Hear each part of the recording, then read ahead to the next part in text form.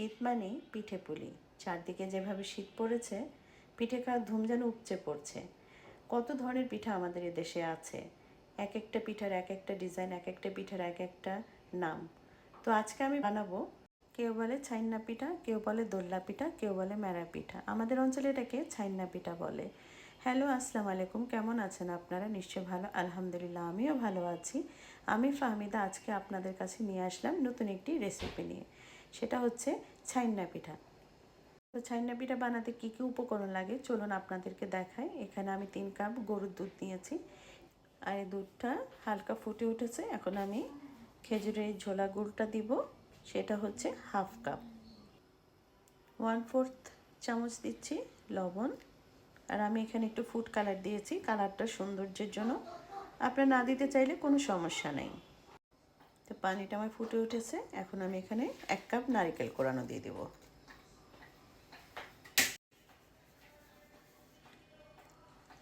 তো নারকেল কোড়াটা আমার দেয়া হয়ে গেল।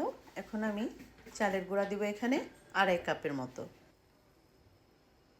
1, 2 আর হাফ কাপ, টোটাল এখানে আমি 2.5 কাপ দিয়েছি। চালের গুঁড়িটা আমার দেওয়া হয়ে গেল। এখন আমি এখানে কিছুক্ষণের জন্য ঢাকনা দিয়ে দিব। 5 মিনিট পর আমি এখন ঢাকনাটা উঠিয়ে দেখি।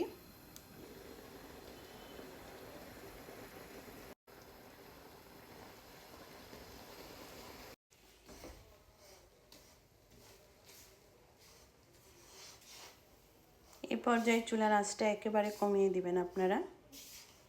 তো পিঠার আটাটা আমার করা হয়ে গেল। এখন আমি এটাকে পুরোপুরি ঠান্ডা করে নেব, তারপর ভালো করে মথে নেব।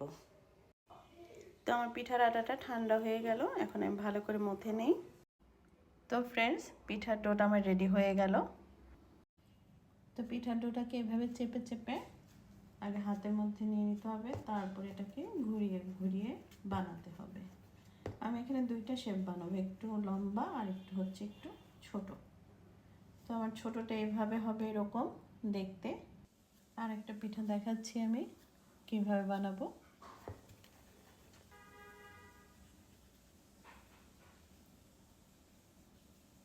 এইভাবে ডিজাইন দিয়ে আমি আরেকটা বানাবো। তো পিঠাগুলো বানিয়ে আমি আবার আসছি। তো ফ্রেন্ডস, পিঠাগুলো আমার বানানো হয়ে গেল। আমি 3টা শেপে পিঠাটা বানিয়েছি। একটা বানিয়েছি এই শেপে, একটা বানিয়েছি আপনার এই শেপে, আর একটা বানিয়েছি আপনার এই শেপে। পিঠা বানাতে গিয়ে মনে পড়ে গেল নানুর কথা। ছোটোবেলায় নানু আমাদেরকে এইভাবে পিঠা বানিয়ে খাওয়াতো। আমরা অন্য শেপটা নিতাম না, শুধু এই শেপটাই পছন্দ করতাম। এই জন্য নানু এই পিঠাটাই আমাদেরকে বেশি করে বানিয়ে খাওয়াতো। তো চলুন এখন এগুলো আমি ভাপে দেবো, আর আমি ভাপে দেবো রাইস কুকারে। চলুন এগুলো আমি রাইস কুকারে দিয়ে দিই। তো রাইস কুকার আমার পানি বলক এসে গেছে, আমি এখন এক এক করে পিঠাগুলো দিয়ে দিব। তো কিছু পিঠা আমি এখানে দিয়ে দিলাম, আমি এখানে একটু ফাঁক ফাঁক করে দিলাম। আমি এই পিঠাটা প্রায় 10 মিনিটের মতো ভাপ দিয়ে নিব, তারপর আমি আসছি। তো চলুন দেখি পিঠাটা আমার হয়েছে নাকি। দেখেন ফুলে কত বড় হয়ে গিয়েছে, এর জন্য আমি অল্প দিয়েছি, একসাথে দেইনি। আর পিঠাটা চেক করার জন্য আমি এখানে টুথপিক নিয়েছি, টুথপিক দিয়ে দেখবো আমি পিঠাটা হয়েছে নাকি। দেখেন ক্লিয়ার হয়ে বের হয়েছে, তার মানে পিঠাটা হয়ে গিয়েছে। তা আমি পিঠাটা বের করে নিই, বের করে আমি আর যেগুলো বাকি সেগুলো দিয়ে দিব। তো ফ্রেন্ডস, পিঠাগুলো আমার বানানো হয়ে গেল। দেখেন কত ইয়ামি হয়েছে দেখতে।